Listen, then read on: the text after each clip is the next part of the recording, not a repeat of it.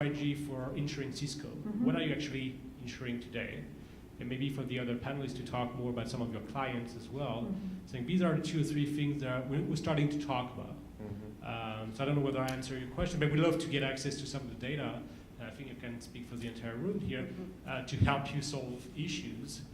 We're typically cheaper than if you hire McKinsey to do it. Yeah. I think you have a slide that. Yeah, I do. This is perfect. Let Thank me you. just address that for just one second. In that, I think it depends on the company. So I can't speak specifically for Cisco just because I can't. But I can say that for tech companies in general, typically we're pretty cash solvent. So we have to buy catastrophically. We're not going to buy and trade dollars with an insurance company because it doesn't make any sense. So we buy catastrophically, typically, but we are talking about this. I mean, it goes all the way to the top here, and I will talk about that because it has to be driven from the top.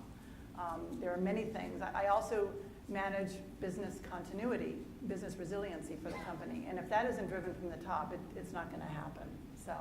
And I would just add, what's helping the discussion in the boardroom is at the end of 2012, there was SEC guidance. And I sort of like the way they put it is you should have been disclosing this all the time as a material risk. But if you haven't, you better start now. It was almost like in baseball. We're going to start testing for steroids in 6 months. So you may want to stop.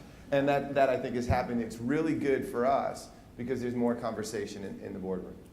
Yeah, and I would say that as a general trend, there's a focus on 2 things. One is business continuity and trying to understand and quantify the economic impact to the company. But I think the struggle there is actually the delta between the point on cost of risk versus the insurable cost of risk. Is our exposure is different than what might be insurable. And that is a challenge to the insurance policies to a certain degree. But so I think that's one issue. I think the other issue is what is the impact to our shareholders? And Target's facing a couple of derivative suits brought against the directors and officers. I know Wyndham has a very public suit going on as well. But thinking about it from a market cap perspective and trying to understand how the valuation of the company is going to be impacted by a material event is something that I would say they're thinking about a lot differently. And it's driving discussion and bridging this communication between risk managers, the executive committee, IT, CIOs, et cetera. But it's making it a much more collaborative environment within these organizations where it's no longer just an insurance purchase. It's, to Rennie's point, this is a material risk for the company, and it's something that we need to think about and address. One of the things with Target is that it was a small contractor with Target that was the entry point. And that's something that I think as researchers and teachers, that we might not always pay attention to the tiers, the second, third tier, supply chain and contracting, and the risks may come in through a very tiny crack but cause tremendous damage. Well, it's another, on another slide also, but in our outsourced world, we are so outsourced. We have so many contractors and vendors now. All of us do. And that's the potential. And we can't possibly put our hands around all of that. We try, and we certainly have contracts in place, but it's almost an impossible task. So. Yeah, I think it's created challenges, right? There's, and to your point, we know of a vulnerability today, but it could change tomorrow.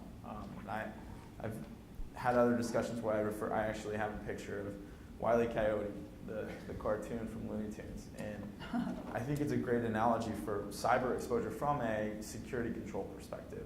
And it is, every time you think you figured it out, something new comes out. And it's a big issue. And so as we think about that kind of idea, and as we think about the use of vendors and different companies, they contractually try to manage their risk, mitigate their risk. They go through different question sets and security controls to make sure that vendors are utilizing the preferred security controls or making sure that they're monitoring this risk. But at the end of the day, there's an inherent risk that companies are accepting, and that we are as consumers, right? Going back to the chip and pin. To a certain degree, we all have gotten comfortable with the fact that there's, to a certain degree, only so much we can do. And I think that's one of the challenges we kind of pose to the group and that we think about is how can we make it more finite? How can we make this a better idea and a better, really strategic process for companies to go through when they're trying to evaluate how to handle this. And we're going to talk a little bit further in the slides, a little bit about the culture also of companies and how that might impact. And all one of this. comment is that some version of the slides will be available so that it's clear to me we're not going to get through all of the slides, don't worry. We will make those available. The idea is that because we have these panelists here now, have an interaction, you can always read the slides. Thank you. Good. Thank you. Take it. I think we might get through them. I'm Well, going to fly through some of these because, again, personally identifiable information was the most frequently exposed data, followed by credit cards. And hackers are the most frequent cause of the loss.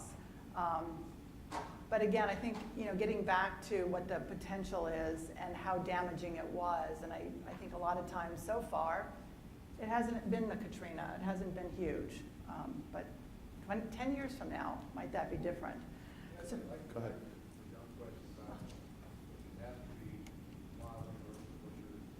What you're doing in this area here. And these are all done with intent.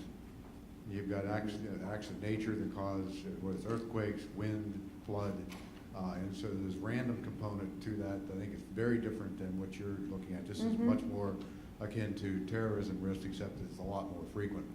And I think you're going to have a lot more data, even to look at breach attacks that occur for companies on a daily basis, hourly basis. I would think you see the activity out there in a much different way than you would see with catastrophe losses, where you need to do simulations to capture the information that you can actually use to predict expected losses. Here you've got a lot more activity in a much shorter period of time. What you don't know is sort of what the impact of that has, because you go to the soft things like reputational risk and brand risk and impact on shareholder values and the like. So there's similar things there, but it's also a very different animal altogether. and maybe when we meet 10 years from now in 2024, we're going to be able to look back and have some of that better data that we're looking for.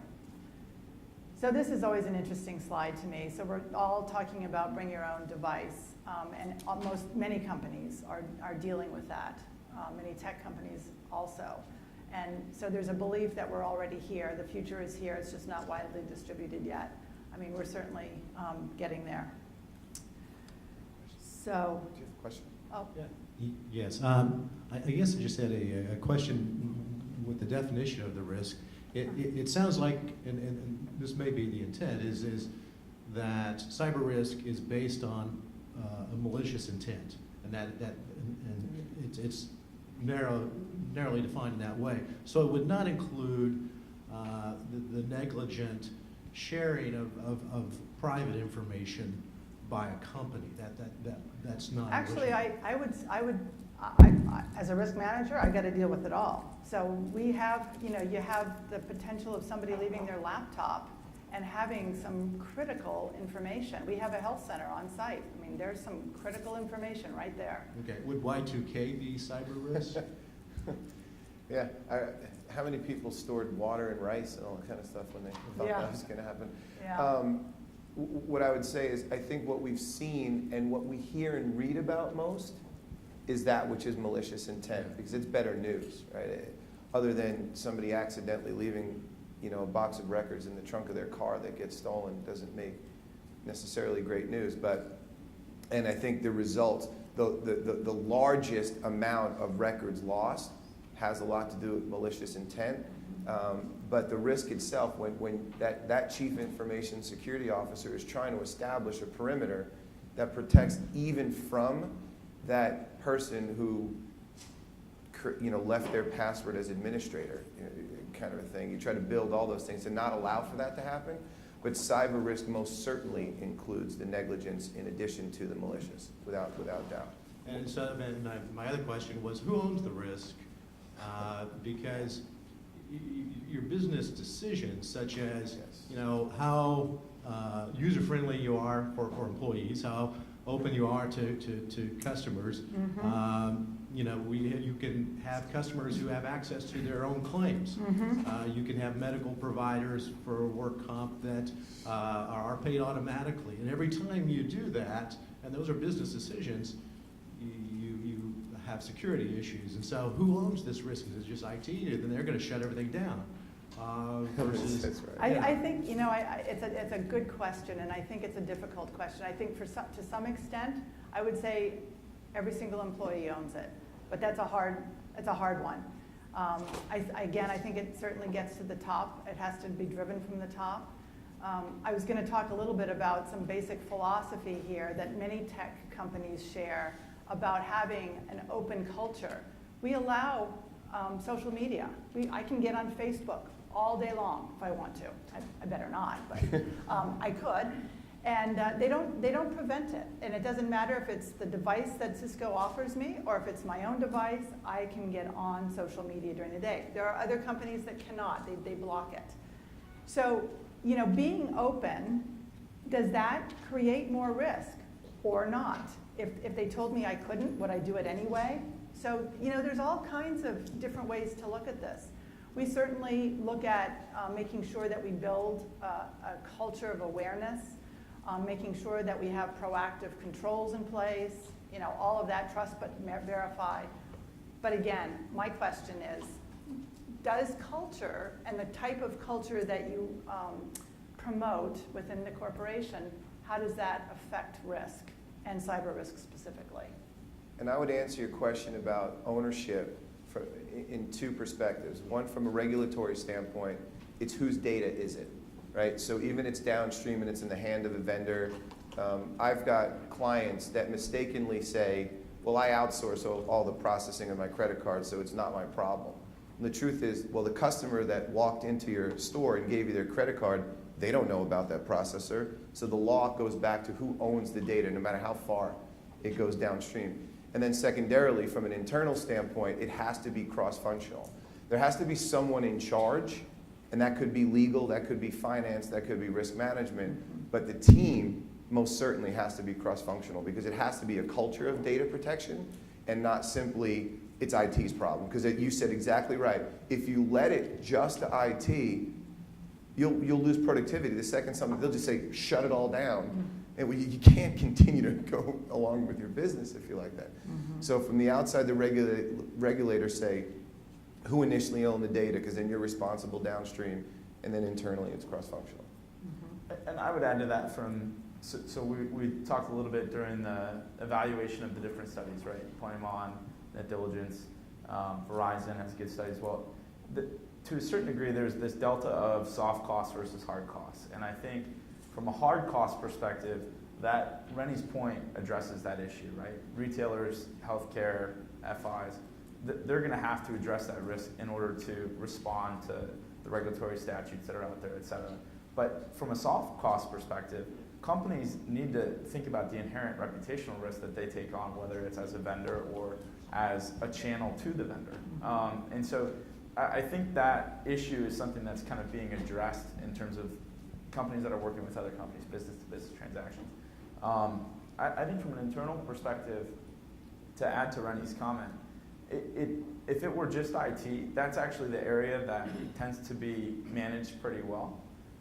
You look at the examples of Target, and you think about the lost laptop scenarios. I would say all of us here have heard kind of war stories about how those turn into pretty material losses for a company. And so knowing that, it actually puts a little bit of an onus on the cultural aspect of it, making sure that employees are aware of the potential loss scenario and kind of what can happen if you don't protect that sensitive information. And so I think that's actually changing a little bit as we read about these incidents and as we kind of see some of these trends take place. But I think it is a big challenge, particularly for large organizations where they've got 70,000 employees, to kind of communicate and distribute the corporate strategy around it. If we're okay with social media, that's fine, but it doesn't mean that you can go post information about health records or financial records, whatever it may be. And so it is about kind of educating and training internally as well. And I think it's about having policies and guidelines that are pretty stringent, you know.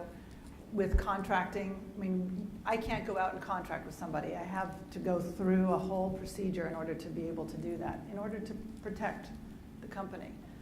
We also have code of business conduct that everybody has to sign, and it's also very stringent. It's very long, it's very complex, but it's a good thing. I think it all helps.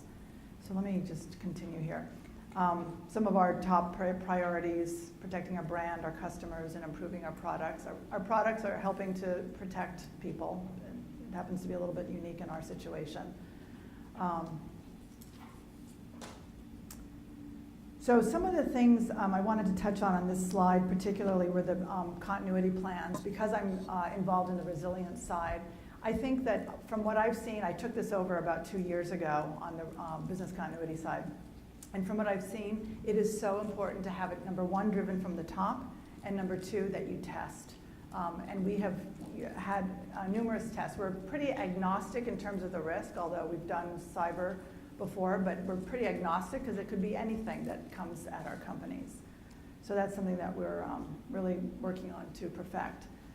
So if you take a look at this slide, there were 51% at the board level that were not looking at cyber adequately. I think this is a little bit old now, and certainly since, as Rennie mentioned, the SEC is now requiring disclosure, which I think is a good thing. I mean, it's too bad that the government has to require it in order for it to happen, but on the other hand, it affects everybody, and we're so interconnected. So I think it is good. I think having a good, solid crisis management program is important. However, there are challenges with that. You know, when and how, when does a small situation become a big one? We've seen small things happen, but they escalate into huge things.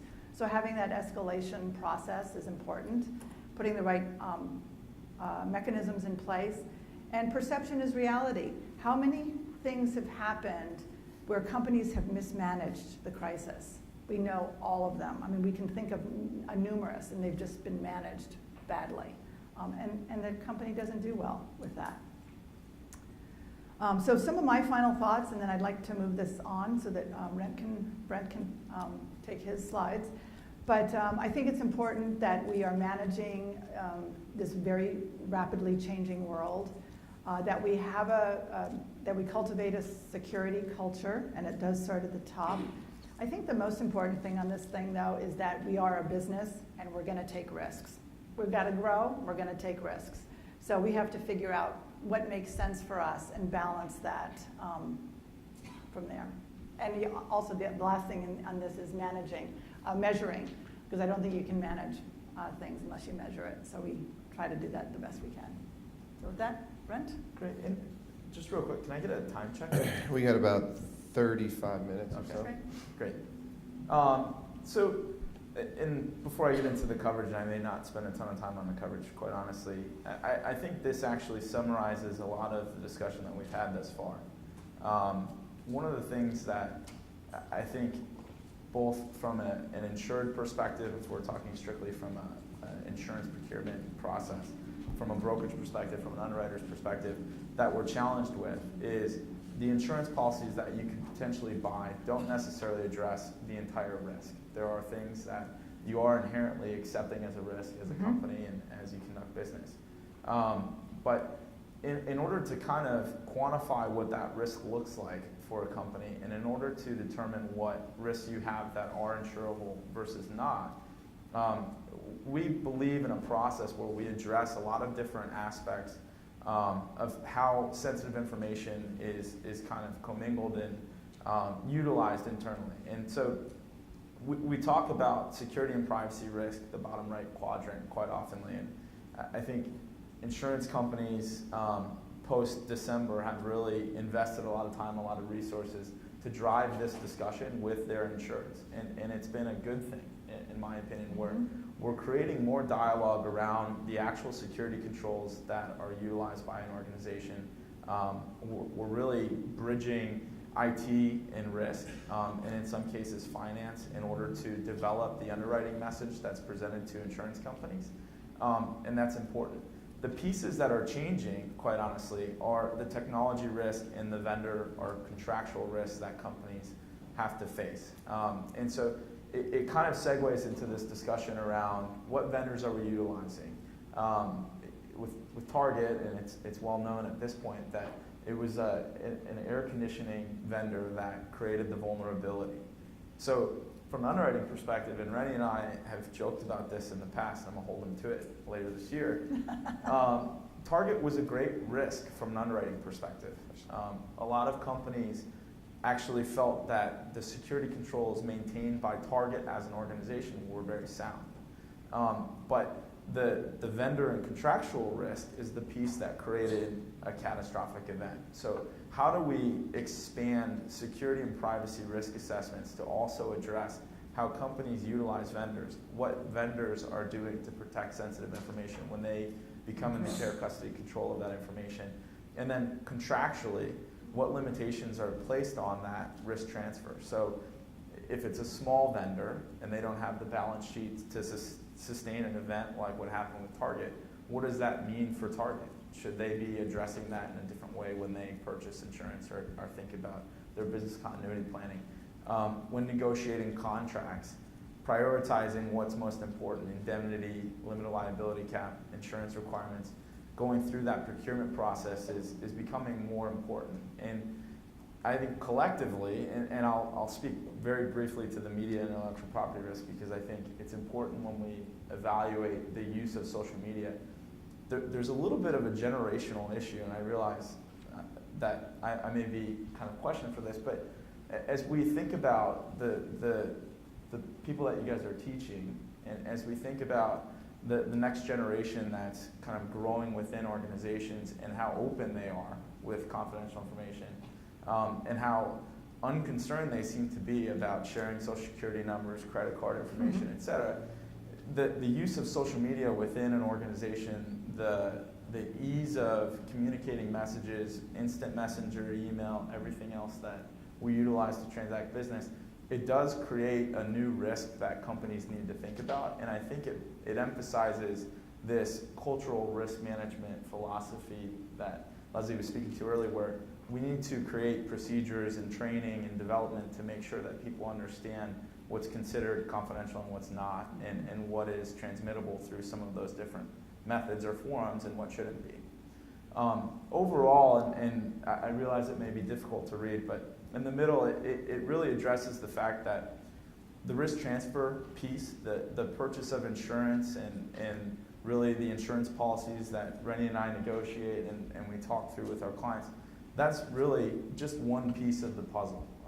Collectively, there's a lot of things that don't fit squarely into a transferable risk, and that's why it's important for us to think about the ongoing services and consultative methods used to manage risk. And that's where I think, as a broker, and I know Rennie can speak to this from his past life at Marsh, but also as an underwriter, I think collectively we're investing a lot of time working with people to understand how big this exposure is, and working with our clients to try and address it in a more holistic manner, not necessarily just from an insurance sales perspective. And this is where I would kind of challenge the room. I think this is where we really seek your feedback, because we talk about it in a business context where there's other factors. There's budget. There's other influences within organizations that drive some of these conversations. But this is where I think getting data and creating the ability to use different analysis to make fact-based decisions is where we could really improve the insurance policies, but also be more valuable as we have these discussions with different companies and different organizations. And kind of on that, as you're thinking about the enormity of the target, what part of it do you think, you don't know, has been insured? How much will be the insured loss? That's a very difficult question for me to answer. But I would say it's a small portion of what the estimated losses look like. Yeah, I'd agree. if you read articles, there's an estimate in the neighborhood of $250 million in hard cost and as much as $1 billion in overall effect. And less than half of the hard cost and 10% of the overall, to give you a general idea, which I know that those of you can do math in here. But I think the difficulty with that is you take the when it's whose reputational risk, right? It's really an issue for the company itself, because everybody knows that it was an air conditioning vendor, but no one can name who the air conditioning vendor was, but everybody knows who the unfortunate retailer was. And another aspect is, if somebody is engaged in a phishing attack, and I'm curious to see what your opinion is, how many emails do you think that fisherman has to send to a company before he gets a response? Anybody have a guess? Not very many. That's what I would guess. 1 in 10. Mhm. So all you have to do, think if you have an organization of 500 employees, all you have to do is send 10. And Uh-huh. one of them will click on the nonsensical, and there it is. You know, so Well- those are the things that me as an underwriter now really struggle with. Because fortunately for us, the unfortunate situation with Target, it was just dumb luck. We entered the market later. We definitely would have accepted that risk. It was probably in the retail sector a top 5, you know, in terms of the controls and procedures. They even audit their vendors. And that's the difference between contracting. This is something that I would like to know if this is true, and I believe it to be true.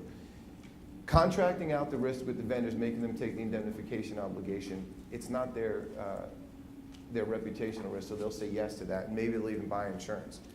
It's really doing an ISO 27001 or some kind of assessment on their security instead of them just saying, sure, we'll stand by it. Because they're going to say that knowing that there's always a bankruptcy that could follow that and not be able to. So I think when you're going through that vendor selection, it has to go a step further. The problem with that is that when you, because we outsource so much, tech companies tend to outsource so much, we have